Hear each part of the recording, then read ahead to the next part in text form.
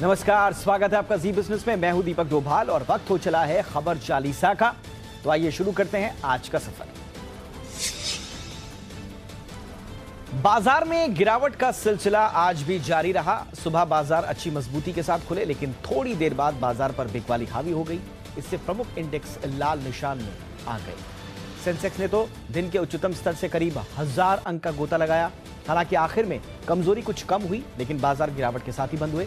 कारोबार के अंत में सेंसेक्स आज 244 अंक की गिरावट के साथ 47,706 के स्तर पर बंद हुआ। वहीं निफ्टी 63 अंक की कमजोरी के साथ 14,296 के स्तर पर बंद हुआ। आज निफ्टी आईटी इंडेक्स में 1.25% से ज्यादा की गिरावट दर्ज हुई। फाइनेंशियल सर्विसेज और एफएमसीजी इंडेक्स ने 0.5% से ज्यादा की कमजोरी दर्ज की। मीडिया इंडेक्स ने 3% की छलांग लगाई, जबकि फार्मा इंडेक्स ने 1.25% तक की तेजी दर्ज की। आईटी इंडेक्स पर सभी शेयर फिसले। मीडिया इंडेक्स पर सिर्फ डीबी कॉर्प के शेयरों ने ही निराश किया। फार्मा इंडेक्स पर कैडिला हेल्थ केयर ने शेयरों ने बाजी मारी। एफएमसीजी कंपनी नेस्ले का जनवरी मार्च तिमाही का मुनाफा अनुमान से बेहतर रहा है।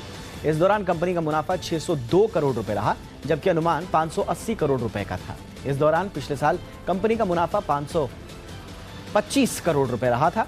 जनवरी मार्च तिमाही में कंपनी की आय बढ़कर 3,611 करोड़ रही। कंपनी की घरेलू बिक्री में डबल डिजिट ग्रोथ दिखी। नेस्ले ने 25 रुपए प्रति शेयर अंतरिम डिविडेंड का ऐलान भी किया है। Aditya Birla Sun Life AMC ने आईपीओ के लिए मार्केट रेगुलेटर सेबी के पास दस्तावेज जमा करा दिए हैं। यह आदित्य बिरला कैपिटल की सब्सिडियरी है। Aditya Birla Sun Life AMC Aditya Birla Capital और कनाडा की सन लाइफ की जॉइंट वेंचर है। हाल ही में कंपनी ने बोर्ड ने आईपीओ लाने को मंजूरी भी दी थी। स्टॉक एक्सचेंज को दी गई जानकारी के मुताबिक दोनों कंपनियों ने बताया कि इस आईपीओ के जरिए कंपनी में अपनी कुल 13.5% हिस्सेदारी कम करेगी। सरकार वैक्सीन के इंपोर्ट पर लगने वाले 10% कस्टम ड्यूटी को माफ कर सकती है। न्यूज एजेंसी रॉयटर्स के एक वरिष्ठ सरकारी अधिकारी के हवाले से रॉयटर्स ने बताया है कि निजी कंपनियों को भी वैक्सीन इंपोर्ट करने की मंजूरी दी जा सकती है। ये कंपनियां वैक्सीन को खुले बाजार में बेच सकेंगी और इसमें सरकार कोई दखल भी नहीं देगी। सरकार ने रूस की स्पुतनिक वी वैक्सीन के आयात को मंजूरी दे दी है। ये वैक्सीन जल्द ही भारत आ सकती है। इसके अलावा फाइजर, मॉडर्ना और जॉनसन एंड जॉनसन से भी अपनी वैक्सीन भेजने के लिए कहा गया है। जॉनसन एंड जॉनसन ने अपने सिंगल डोज कोरोना वैक्सीन के भारत में ट्रायल के लिए ड्रग रेगुलेटर से अनुमति मांगी है। जॉनसन के वैक्सीन को अमेरिकी रेगुलेटर एफडीए ने फरवरी में ही इमरजेंसी इस्तेमाल की मंजूरी दे दी थी। आपको बता दें कि पिछले हफ्ते ही सरकार ने कहा था कि विदेशी वैक्सीन को फास्ट ट्रैक अनुमति दी जाएगी। जॉनसन एंड जॉनसन का वैक्सीन को रेफ्रिजरेटर के तापमान पर स्टोर किया जा सकता है। सरकार वैक्सीन के इंपोर्ट पर लगने वाले 10% कस्टम ड्यूटी को माफ कर सकती है। न्यूज एजेंसी रॉयटर्स के एक वरिष्ठ सरकारी अधिकारी के हवाले से रॉयटर्स ने बताया है कि निजी कंपनियों को भी वैक्सीन इंपोर्ट करने की मंजूरी दी जा सकती है। ये कंपनियां वैक्सीन को खुले बाजार में बेच सकेंगी और इसमें सरकार कोई दखल भी नहीं देगी। सरकार ने रूस की स्पुतनिक वी वैक्सीन के आयात को मंजूरी दे दी है। ये वैक्सीन जल्द ही भारत आ सकती है। इसके अलावा फाइजर, मॉडर्ना और जॉनसन एंड जॉनसन से भी अपनी वैक्सीन भेजने के लिए कहा गया है। जॉनसन एंड जॉनसन ने अपने सिंगल डोज कोरोना वैक्सीन के भारत में ट्रायल के लिए ड्रग रेगुलेटर से अनुमति मांगी है। जॉनसन के वैक्सीन को अमेरिकी रेगुलेटर एफडीए ने फरवरी में ही इमरजेंसी इस्तेमाल की मंजूरी दे दी थी। आपको बता दें कि पिछले हफ्ते ही सरकार ने कहा था कि विदेशी वैक्सीन को फास्ट ट्रैक अनुमति दी जाएगी। जॉनसन एंड जॉनसन का वैक्सीन को रेफ्रिजरेटर के तापमान पर स्टोर किया जा सकता है। कोवैक्सीन नाम से कोरोना की वैक्सीन बनाने वाली कंपनी भारत बायोटेक प्रोडक्शन क्षमता बढ़ाने का ऐलान कर चुकी है। कंपनी ने कहा है कि वो वैक्सीन प्रोडक्शन की सालाना क्षमता बढ़ाकर 70 करोड़ वैक्सीन करेगी। कंपनी ने कहा कि कंपनी के हैदराबाद और बेंगलुरु दोनों प्लांट्स में प्रोडक्शन कैपेसिटी बढ़ाई जाएगी। भारत बायोटेक की वैक्सीन के तीसरे फेज के ट्रायल में 81% एफिकेसी रेट रहा था। कोरोना काल में लॉन्च हुई स्पेशल हेल्थ पॉलिसी कोरोना कवच को अगले 6 महीने के लिए और बढ़ा दिया गया है। इंश्योरेंस रेगुलेटर एडाई ने 30 सितंबर 2021 तक कोरोना स्पेशल पॉलिसी को रिन्यूअल और खरीदने का आदेश दे दिया है। एडाई के मुताबिक कोरोना से जुड़ी स्पेशल पॉलिसी में अभी तक 800 करोड़ रुपए तक के क्लेम के दावे आए हैं। इस पॉलिसी में काफी कम प्रीमियम में हॉस्पिटल का खर्च कवर होता है। फरवरी महीने में देश के नए क्रेडिट कार्ड की संख्या में भारी भरकम कमी आई है। आरबीआई के डेटा के हवाले के मुताबिक मोतीलाल ओसवाल फाइनेंशियल सर्विसेज ने कहा है कि फरवरी में देश में 5,49,000 नए क्रेडिट कार्ड जारी हुए हैं। एक साल पहले की समान अवधि के मुकाबले इसमें 47% की गिरावट आई है, जबकि तिमाही आधार पर 22% की गिरावट रही। रिपोर्ट के मुताबिक फरवरी में क्रेडिट कार्ड के औसत मासिक खर्च में भी गिरावट आई है। फरवरी में क्रेडिट कार्ड का औसत मासिक खर्च 9,800 रुपये रहा, जबकि पिछले 4 महीनों में यह 10,500 से 11,000 रुपये तक था। पिज्जा आउटलेट डोमिनोज के 10 लाख ग्राहकों के credit card detail online leak हो गए हैं। इजराइल की cyber technology intelligence firm Hudson rock के मुताबिक 13 टेराबाइट डेटा लीक हुआ है। हैकर्स का दावा है कि यह जानकारी उन्हें 18 करोड़ ऑर्डर डिटेल्स की मदद से मिली है, जिसमें ग्राहकों के phone numbers, email IDs, payment details, delivery के साथ डेबिट और क्रेडिट कार्ड की जानकारी भी शामिल है। डोमिनोज इंडिया ने इस मामले में अभी तक कोई बयान नहीं दिया है और न ही इसकी पुष्टि की है कि उनके सर्वर से ऐसा कुछ डेटा लीक हुआ है। प्रधानमंत्री नरेंद्र मोदी कोरोना वैक्सीन बनाने वाली कंपनियों के साथ बैठक कर रहे हैं। इस बैठक का मुख्य एजेंडा कंपनियों को 1 मई के बाद प्रोडक्शन के लिए प्रोत्साहित करना है। सरकार ने आगामी 1 मई से 18 साल से ज्यादा उम्र के लोगों को वैक्सीन लगवाने की तैयारी कर ली है। टीकाकरण कार्यक्रम निजी चैनल्स के जरिए भी शुरू होगा। ऐसे में सरकार को वैक्सीन सप्लाई तेजी से बढ़ने की उम्मीद है। महाराष्ट्र में कोरोना वायरस के बढ़ते मामलों के बीच राज्य सरकार ने प्रतिबंधों को लेकर नया आदेश जारी किया है। इसके मुताबिक किराना, फल सब्जियों की दुकानें, डेयरी, बेकरी, कन्फेक्शनरी की दुकानें, कृषि उपज मंडी सुबह 7 बजे से 11 बजे तक खोली जा सकेंगी। रेस्टोरेंट और ई-कॉमर्स के जरिए होम डिलीवरी की परमिशन रात 8 बजे तक ही होगी। ये नियम संबंधित जिलाधिकारी अपने यहाँ की स्थिति देखकर बदल भी सकते हैं। वहीं महाराष्ट्र में कल रात से संपूर्ण लॉकडाउन की सिफारिश तमाम मंत्रियों ने की है और इसकी घोषणा हो भी सकती है। मंत्रिमंडल के सीनियर सभी सदस्यों ने, यानी हर एक सदस्य ने एक बहुत ही सीरियस मांग माननीय मुख्यमंत्री जी से भी की कि सीरियस लॉकडाउन की जरूरत है। और सीरियस लॉकडाउन का मतलब है जिस तरह से पहले सर्ज में लॉकडाउन था उस टाइप का लॉकडाउन चाहिए। लखनऊ समेत उत्तर प्रदेश के 5 शहरों में अब लॉकडाउन नहीं लगेगा। सुप्रीम कोर्ट ने इलाहाबाद हाईकोर्ट के आदेश पर रोक लगा दी है। कल ही हाईकोर्ट ने लखनऊ, कानपुर, वाराणसी, प्रयागराज और गोरखपुर में 26 अप्रैल तक कंप्लीट लॉकडाउन लगाने का आदेश दिया था। इसके खिलाफ योगी सरकार ने सुप्रीम कोर्ट में याचिका दायर की। हालांकि सुप्रीम कोर्ट ने कहा कि यूपी सरकार को 1 हफ्ते के भीतर हाईकोर्ट को यह बताना चाहिए कि वो क्या कदम उठा रहे हैं। उत्तर प्रदेश की योगी सरकार ने पूरे राज्य में वीकली लॉकडाउन लगाने का फैसला किया है।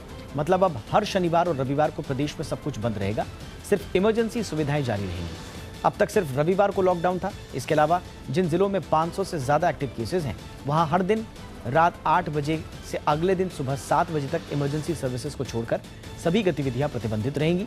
आपको बता दें कि पिछले 24 घंटे में यूपी में कोरोना के 28,211 नए केसेस आए हैं, जबकि 167 लोगों की मौत भी हुई है।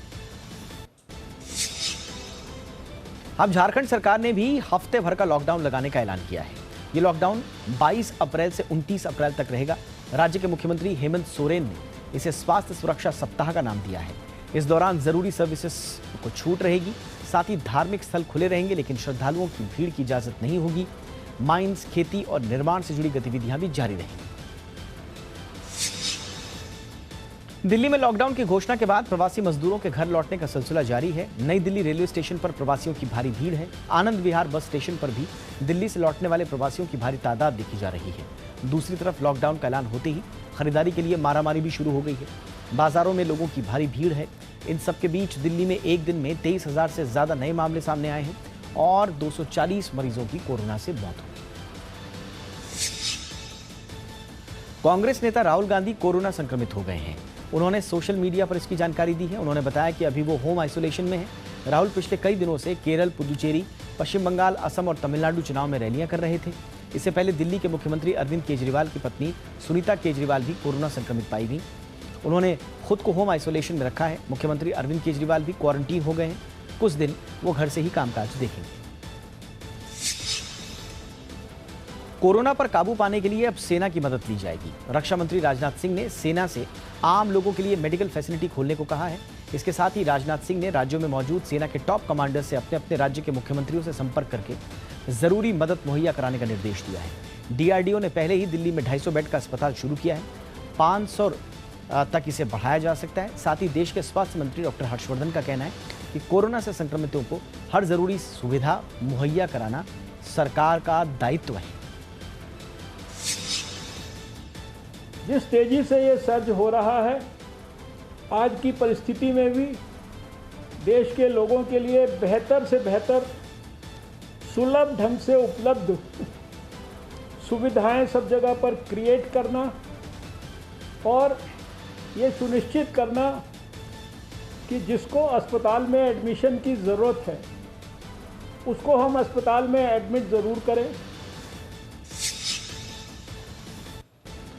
कोरोना महामारी को देखते हुए council for the Indian school certificate examination यानी CISCE ने 10वीं की परीक्षा रद्द कर दी है। ये एग्जाम 4 मई से होने थे। हालांकि 12वीं की परीक्षा रद्द नहीं की गई है, लेकिन इनका शेड्यूल बाद में जारी किया जाएगा। बोर्ड ने कहा कि 12वीं की परीक्षाएं 16 अप्रैल को जारी सर्कुलर के मुताबिक ही ऑफलाइन मोड में होंगी। आपको बता दें कि कोरोना के चलते सरकार ने पिछले हफ्ते CBSE की 10वीं की परीक्षा रद्द करने का फैसला लिया था। कोरोना संक्रमण के कारण अब विश्वविद्यालय अनुदान आयोग की राष्ट्रीय पात्रता परीक्षा यानी UGC नेट की परीक्षा भी स्थगित कर दी गई है। नेशनल टेस्टिंग एजेंसी इस संबंध में नोटिस जारी कर चुकी है। केंद्रीय शिक्षा मंत्री रमेश पोखरियाल निशंक ने भी ट्वीट करके इसके बारे में जानकारी दी है। UGC नेट की परीक्षा 2 मई से लेकर 17 मई तक कंप्यूटर मोड पर होनी थी, लेकिन मौजूदा परिस्थिति को देखते हुए इसे स्थगित किया गया है।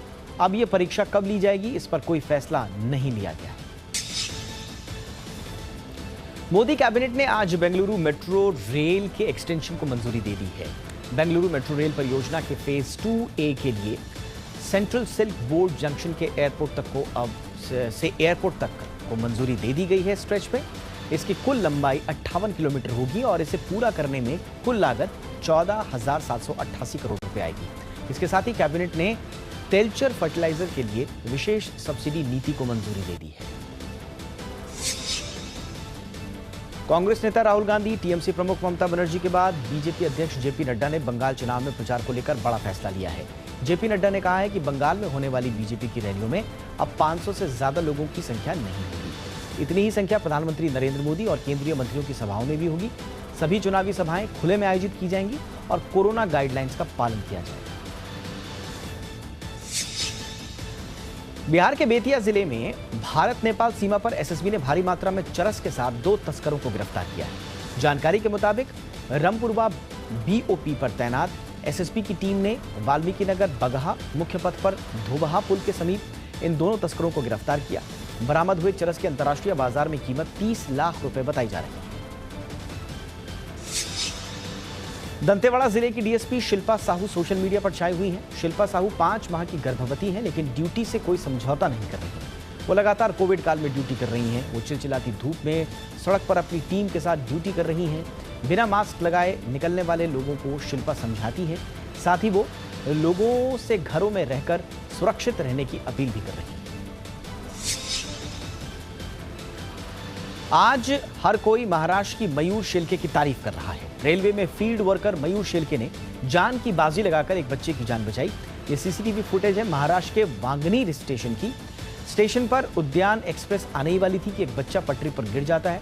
फिर क्या हुआ वो आपके सामने है, वीडियो में आप देख सकते हैं। जिस तेजी से शेलके ने बच्चे को बचाया, आज सभी उसकी तारीफ कर रहे हैं। मुंबई में DRM ऑफिस में शेलके का सम्मान भी किया गया। रेल मंत्री पीयूष गोयल ने भी कहा है कि शेलके पर उन्हें भी गर्व है।